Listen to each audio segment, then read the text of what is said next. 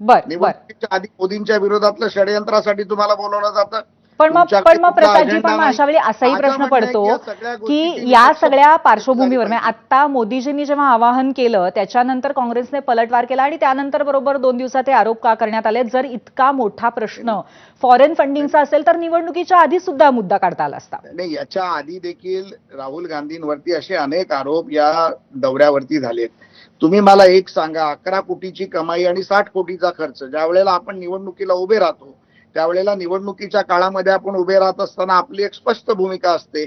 आपण आपला ॲफिडेव्हिट देतो. त्या ॲफिडेव्हिटमध्ये आपलं इन्कम टॅक्स रिटर्न असतं. इन्कम टॅक्स रिटर्न मध्ये आपण फार स्पष्टपणे लिहितो की मी एवढ्या वेळा देशाच्या बाहेर गेलो. आमच्या ॲफिडेव्हिटमध्ये आम्ही लिहितो. तर राहुल गांधीच्या ॲफिडेव्हिटमध्ये त्याची का नोंद नाही? ज्या वेळेला तुम्ही देशाच्या बाहेर एक नेतृत्व म्हणून जाता, नेते म्हणून जाता, सरकारी खर्चावर जाता, किंबहुना तुम्हाला कुठली तरी संस्था बोलवते, तर ती संस्था बोलवते, त्या संस्थेने तुम्हाला त्या तिकडे बोलवल्याचं पत्र दिलंय किंवा त्या संस्थेने तुमच्या खात्यात पैसे दिले आहेत का, किंवा तुमच्या काँग्रेस पक्षाच्या खात्यात पैसे पाठवून तुम्हाला बोलवलंय का, याचा पुरावा काँग्रेस पक्षाने द्यावा. आणि माझं म्हणणं आहे, दूध का दूध, पाणी का पण पाणी प्रसादजी, होण्याचे. त्याचबरोबर हे एक सर्वमान्य गोष्ट असते की पक्षाचं सुद्धा एक फंडिंग असतं प्रवासासाठी नेत्यांच्या माफ करा. आणि त्याचबरोबर दुसरी गोष्ट अशी की एवढा जर सिक्युरिटीचा